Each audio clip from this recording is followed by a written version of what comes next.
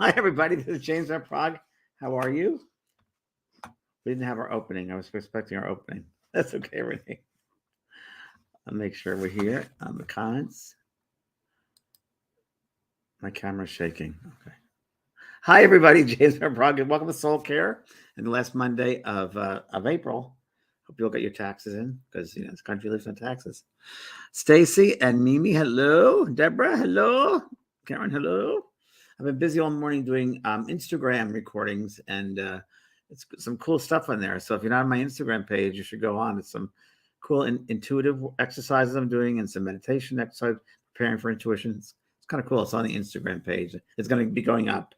So that's pretty good. Instagram and TikTok. I'm on TikTok. Hi, Dee Dee. Good to see you. Hi, Bernadette. Hello, James. Sending love and light from Canada. Back at you. And Susan, hi. From Ireland. What part of Ireland are you from, Susan Mason? What part of Ireland? Hello, Nadine, darling. Now you got through doing the Irish accent. It's terrible. My family's from County Cork, over there in Ireland, and Mayo, County Mayo. I have my contacts on, so if you see me looking like this, they're good, but they're not better. My glasses are better, but I can make things out. Hi, hello there, Joyce. Hi, Cheryl. Yes, I will do that. Thank you very much. I just heard someone say, will you be doing a card reading? Yes, I will. Someone was asking that. I got this card deck today, Messages from the Guides. I want to use that again today. Such a good one. There are 4 card decks I have. That's important. Hi from Canada. So, hi, Teresa. Hi, Karen. Did y'all do your homework? Did y'all do your homework from last week? What was your homework? Hi, Ann. Was to tell people about the SoulCARE, or let people know, bring the person on and change, just help them if they need it. Let them know this exists. So many people don't, are still living that anxiety of swirling energy. And I want to, hold on, let me see what I have on my desk for you guys. Okay. I had something I read. I wanted to bring it to you. Hold on, let's see where it is. Where is it? Well, I think it's, I was working last week on finishing my meditation course, and it's really kind of cool. I got to tell you, it's pretty cool. And there are some insights in that, which they just gave me. So it's very, very interesting. So that'll be coming up probably in June. You'll get notices of that, but it's a great course. And so I'm still in that space of meditation. And I was just thinking of an analogy of meditation of, when you have a glass of water, I don't have water from whatever, I have coffee. And when you swirl the glass or the cup and you look inside and you see the liquid is swirling around. I also believe that's kind of like, this could be the vessel of us, of our bodies, and the liquid inside, the swirling is the energy within.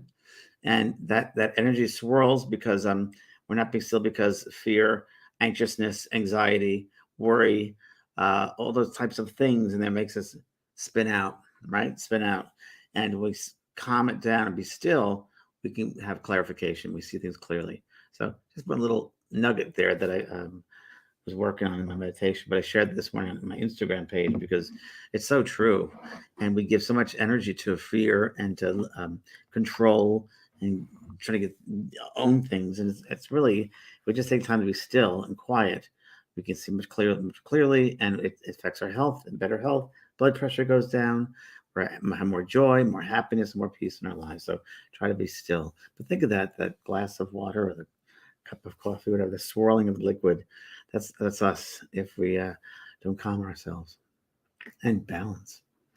So today is a day I'm going to just a couple of things I want to share with you guys is coming up that I'd love for you to be at. Last month we did a global meditation. My very first global meditation was last month at Wednesday, and it went really well. And I just go into this state of receptivity, and before you even get online, I just push the button, basically. I'm kind of in that state. But I bring you to a space of just balance and relaxation. And this has been building up. So I've been taping my course. As you see, I just gave that analogy. So the next one is going to be this Wednesday, 2 days from now, 2 evenings. It'll be Wednesday, the 26th, as you see right there. And it's going to be at 5 p.m. Pacific time, California, Pacific time, Washington, and 8 p.m. Eastern time, the East Coast of America. So if you're in a different country, you have to figure out the time for that. But it's going to be a global meditation. I never know what's going to happen in that. I just put myself in that space. I connect with the guides that I have around me that evening. And many times I find in meditation, especially the global meditation, it happened last time. I'm assuming it's going to happen this Wednesday, that they bring in beings from a different realm, that they want to concentrate on bringing that specific message or that lesson to everybody through the meditation. So please tell people about that global meditation. It is free. It's here. It's really to help people to ease them from that anxious space and bring back the stillness. So people need that. People need a guide. People need a place to go to for some calm, for some peace, to remind themselves who they are. So please, Wednesday night, the global meditation. Again, it's 5 p.m. Pacific, 8 p.m. Eastern. And it's it's on my Facebook page. So just if you could tell people about that, then they have to register for it. It's free, but they just got to register for it so we know how many people are in this space. Okay. And that's that. And the next thing I want to let you know is an evening of messages, spirit messages, May 17th in Fort Lauderdale. My date was pushed from April to May 17th because of the flood and the hurricanes that existed. So this is going to be posted May 17th. This is a new date. And I will also be in Tampa, Florida, right? I think it's right before that, but it's up on my website, benprog.com. We're updating the website today, so we'll get that going. And the other thing is the Mediumship Course is still available, Mediumship 1.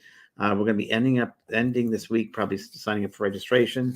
But there you go. And you can get the first phone call that's been recorded. So you'll get that in your portal and you will get updates on your portal. That's how it works.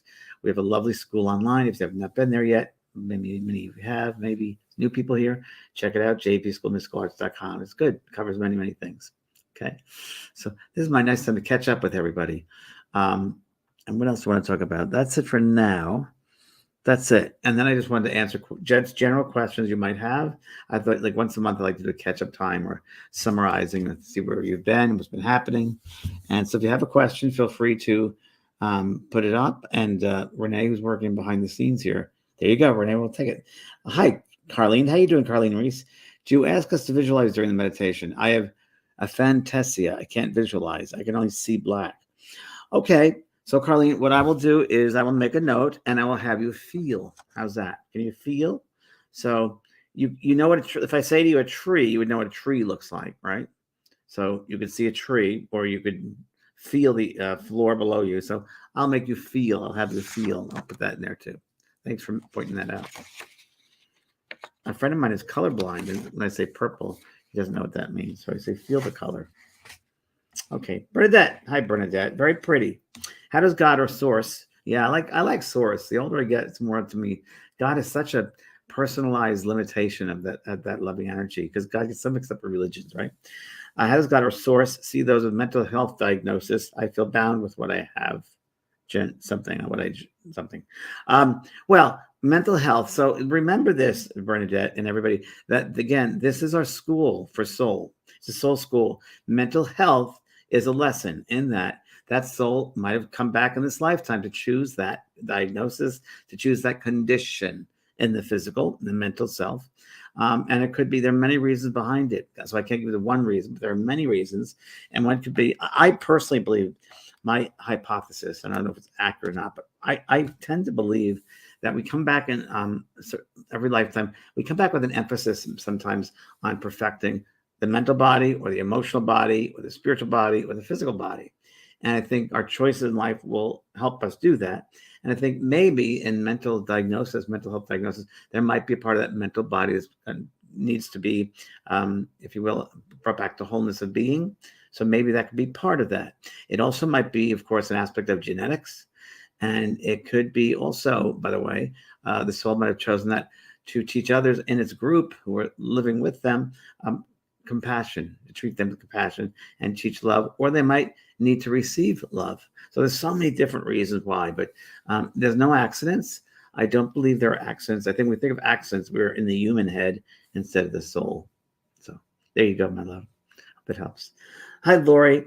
I meet I mean your psychic. Oh, you're in my psychic tuition class. All right. You're a Reiki master in healing, Maine, North Dakota. I work at a local hospital with recent teens with trauma. Very good. With the trauma to the brain, and I feel the energy depleted. Yes. I do soul care with faithfully every week. I am on with you and Kelly White. I use a sacred geometry, archangel Michael protection. And so this week I just feel like I'm giving away more energy than I'm protecting myself. Well, I think you're doing too much, Lori. Look at all the stuff you do. I think you need to pick one and master it instead of like throwing everything on the wall and see what sticks.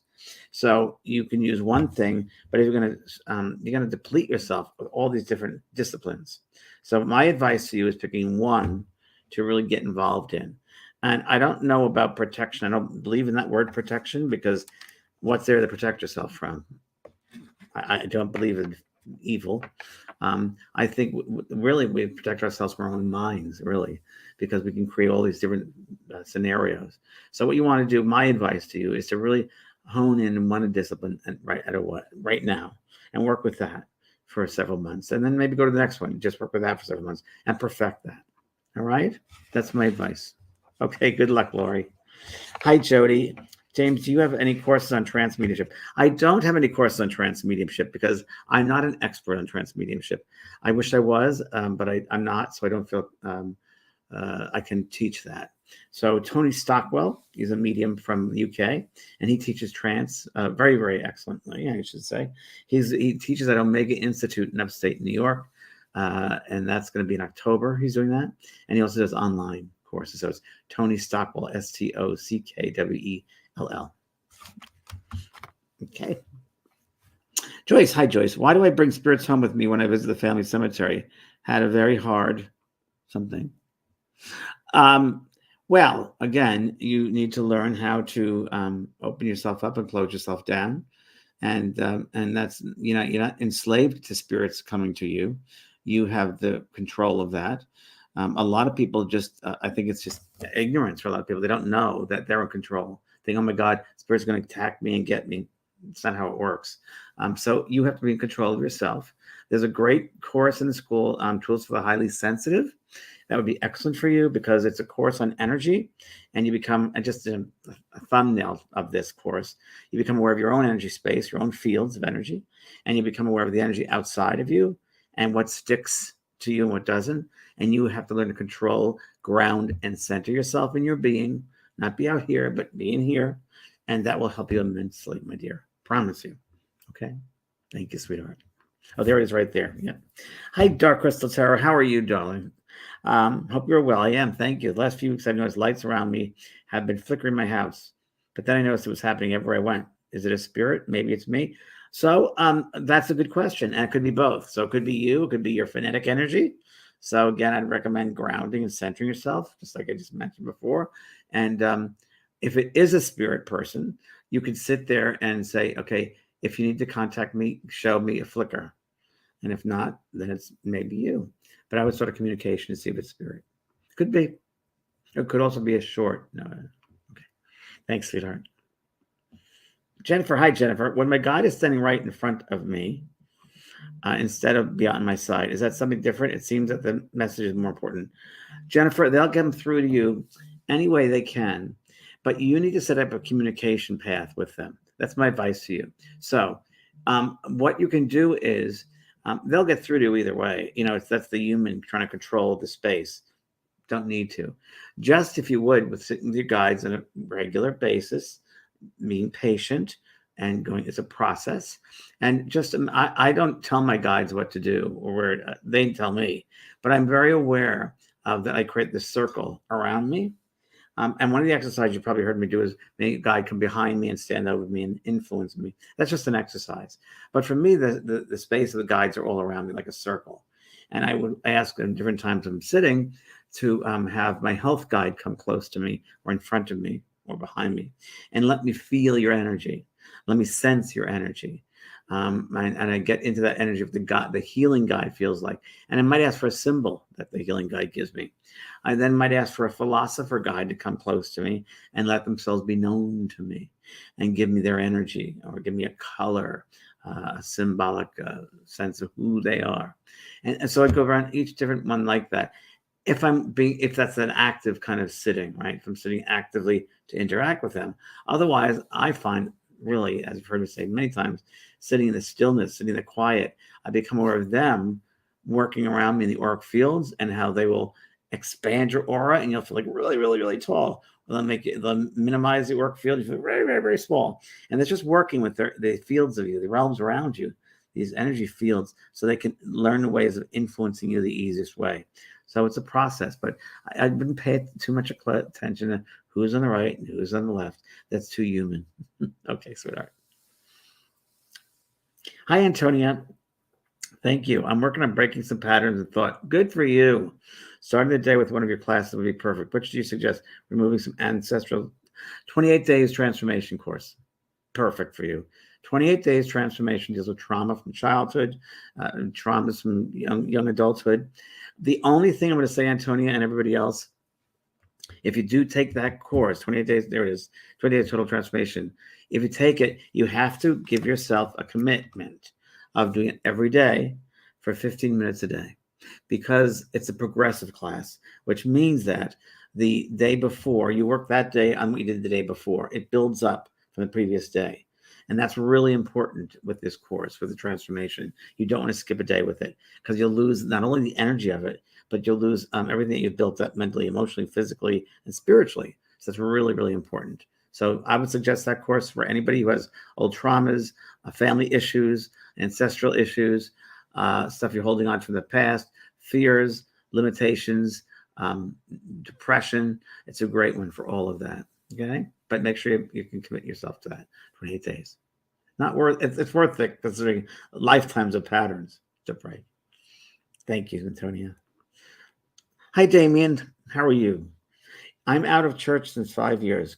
I think about going back. Is that God or bad choice? Damien, I cannot live your life for you, and I can't do your journey for you. So you have to feel within your heart what works for you. And I've said this before about religion. I'll say it again. I believe that all religions have bits of the truth, but not any one religion has all the truth. I don't believe God lives in a church. I think God lives in everyone's heart.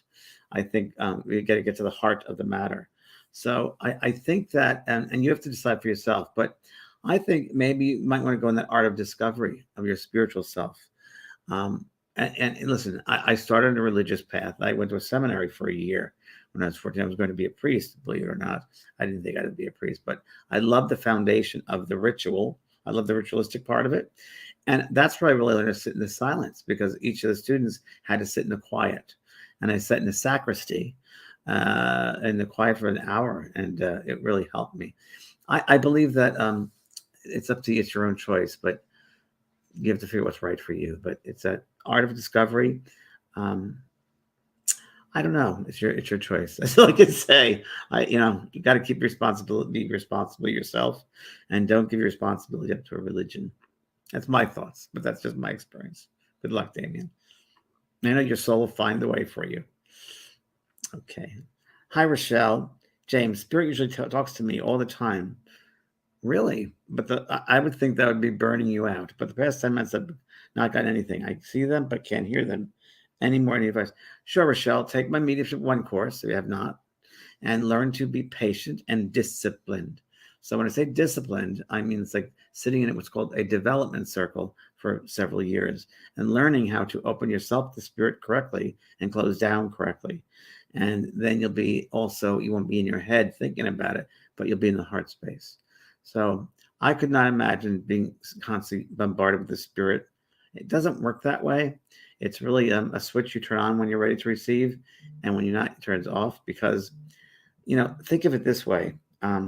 You have a ceiling fan that goes on all the time. It's on all the time. If it's constantly on, it's going to burn out. It's going to burn the motor out. Same thing with mediumship.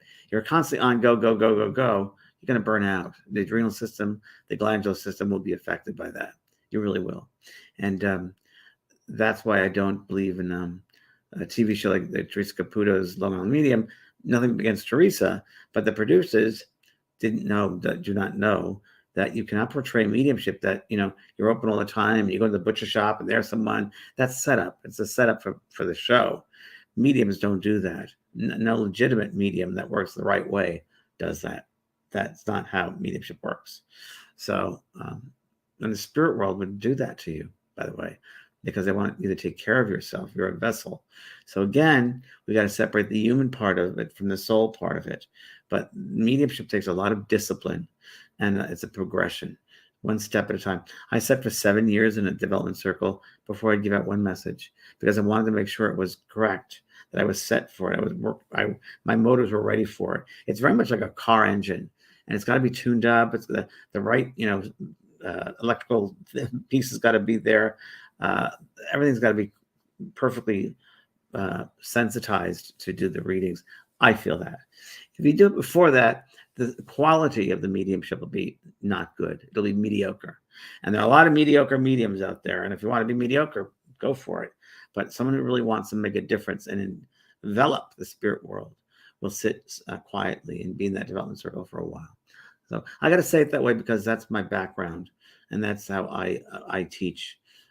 That's what it is. It's not what you do immediately. It's not a race. You can't force a flower to bloom. It's got to bloom naturally. So that's the truth of mediumship. Okay. All right. Good luck, sweetheart. I'm going on my soapbox. Okay. Hi, Robin. What are your thoughts on automatic writing? How is it best to go ahead about this one? Try and connect with a loved one. So, Robin, it's very interesting. I'm doing a course, a 7-week course, and it's with the Shift Network, and that's coming up in June. And there is a module all about automatic writing. So I was just writing about automatic writing. So for what my experience, automatic writing worked really well, that I've taught, that worked well for me and my students, is really bringing yourself to a trance-like state, to a really surrendering stillness. And you get so down to that relaxed state that you're really kind of like, it's symbiotic almost.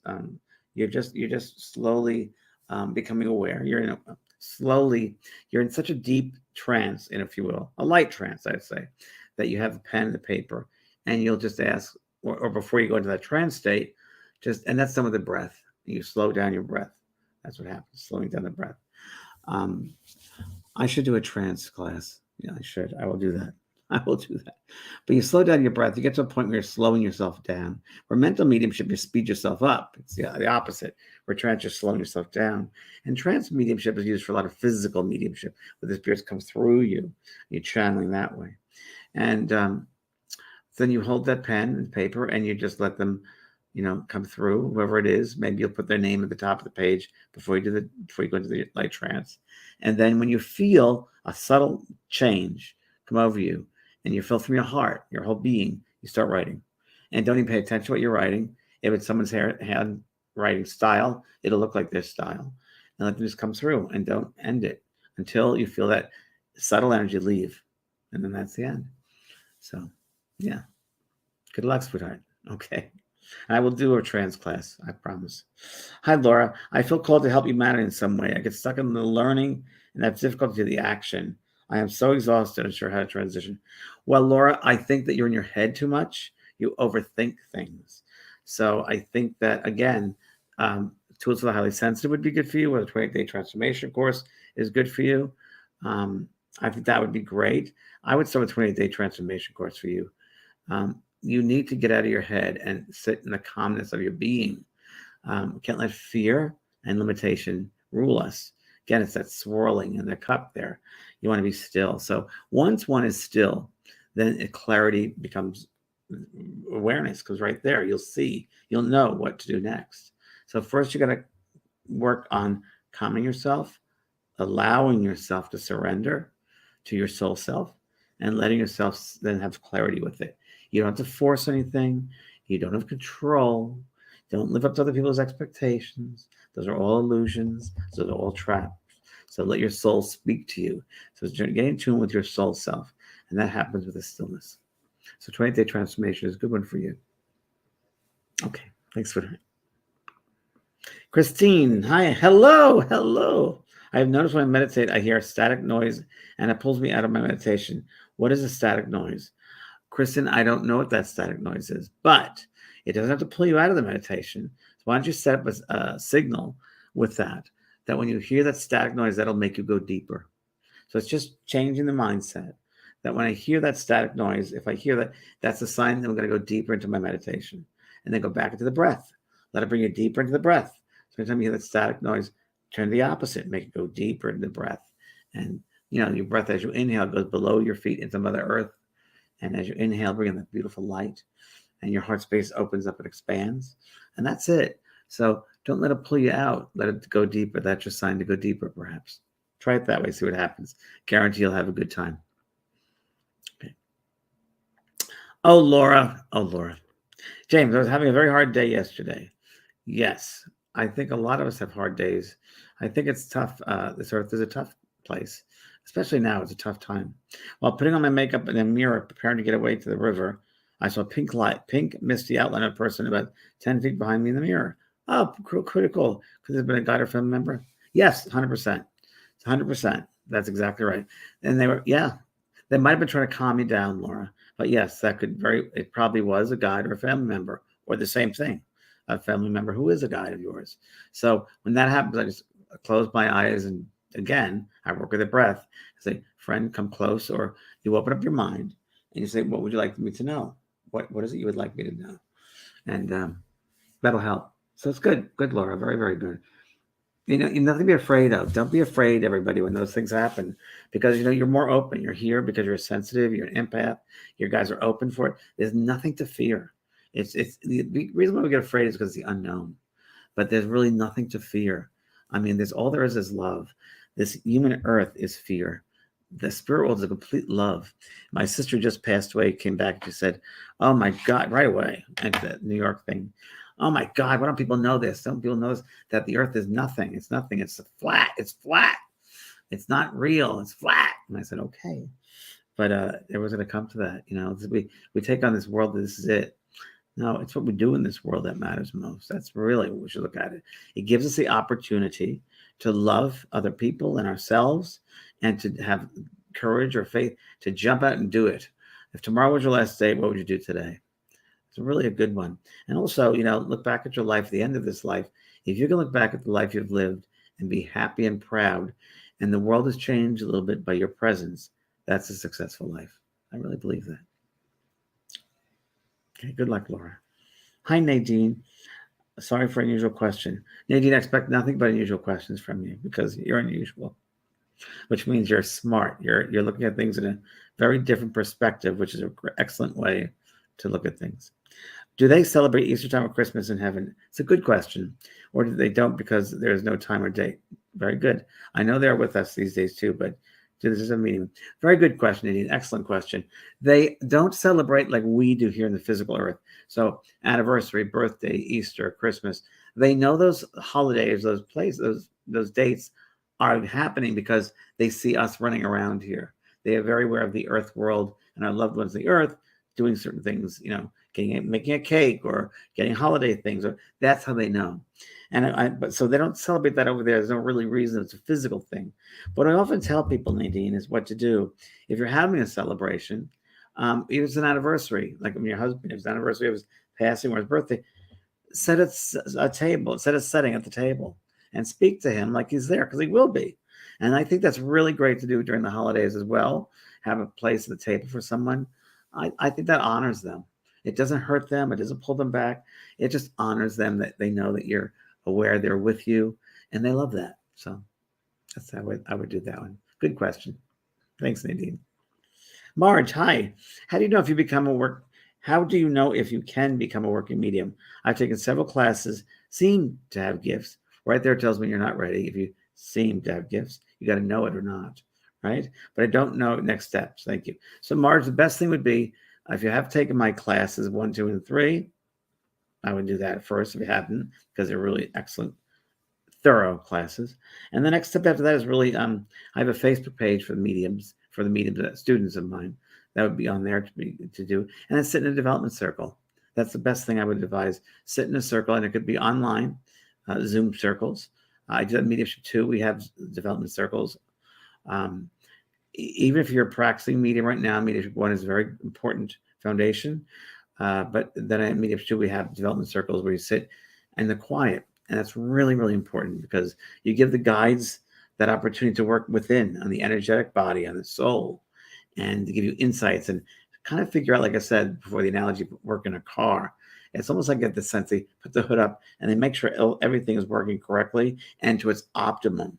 right? It's optimum. You don't want to be working half-baked. You want to be fully baked. You don't want to be a mushroom medium, which means come up over the night and gone during the day. You don't want to be a mediocre medium. You want to be a quality medium. So that's sitting in the quiet and progressing slowly. Okay. All right, sweetheart. Good luck. Not a rush to develop. Okay. Jennifer, do you believe in beings such as trolls? I made a being inside. I had a being inside my body, and I felt that I was not myself. That was a special feeling of that, and I learned a lot. Yeah. So Jennifer, again, same question, but the answer from before when I answered it was grounding, centering yourself, and getting into your head space. I'm not going to hit the heart space, not the head. Again, the head can create so many things. We feel, oh, we're evil, possession, all that stuff, which to me is crap. Sorry, it's true. And I really would suggest the grounding, the centering. And also I was talking about this weekend with friends of mine. There's all different kingdoms, the divas, the elemental kingdom, the gnome kingdom, leprechauns. I had an experience in Ireland when I was first there teaching. And I had people talking about fairies there, and there's a fairy realm, of course. Why wouldn't there be? There's all these different realms and beings of life. So I was in a hotel. I was teaching a workshop for a week. And I remember I had European money. I think it was the sterling. And it was to spend while I was in Ireland. And I put it in the top drawer underneath my socks in the hotel room. And then I taught that day. And that evening, I was going to go out to dinner with some students. And I went to the top drawer, and I couldn't find the money. Looked at all the socks, like, what did I do with it? Looked everywhere, couldn't find it. Went out to dinner. I think someone else paid for me. And I came back that night to my bedroom, and I'm looking, and I felt I should look under the bed. Sure enough, underneath the bed, in the middle of the floor, in a perfect stack, was my money. I didn't do that. So to me, that was, and it felt like that leprechaunish kind of, energy. They fool with you. So I believe in that. Okay. Hi, Colleen. James, what course do you have available for a developing medium just new to demonstration to fine-tune abilities? I would take Mediumship 1. I would really do that. That's what I would do. Because every time you take a different course in mediumship, you learn something else. And I would do that one if I were you. Okay. Yeah. And you catch up on the call. And then we have a Facebook group too, sweetheart, that for Mediumship 1, the students, that you can ask questions on there about. I talked to you about that. So that's where you'd ask about demonstrations and your work. But that's a really good beginning for you. Even if you've been a medium for a while, we can talk about demonstrations and things like that. I will be doing a workshop on demonstrating. I want to do that. I just got to figure out when, but I will be doing that. And that'll be an in-person workshop. Mediumship 1, by the way, at the end of Mediumship 1, at the end of the cycle of it, I'm going to consider having people in person come to San Diego and doing a weekend with them too. That's going to be part of that Mediumship 1. I'm looking into that, so you sign up for that. It's fun. That'll be part of what you experience. Okay. I think that's it. All right. Okay, Renee, any more? No? Okay. Well, on tonight's show, oh, yes, okay. On tonight's show, I'm going to do Both Sides Now and Beyond with Kelly White. And there we go. We have a special guest, Michael Mastro, who will be talking about Vestu. It's the science of creating a balanced living and working environment for, as you can see, better productivity, health, well-being. As he's a master in this. So it takes feng shui to a different level. So that'll be this evening. So that's that. Okay. So see you tonight, everybody. And don't forget Instagram and TikTok and the global meditation. Please bring people this Wednesday. I want to get that out to everybody because we all need it. We're all in that same vibe. So that's this Wednesday, April 26th at 5 p.m. Western time and 8 p.m. Eastern. Okay. Blessings, everybody. See you later. God bless.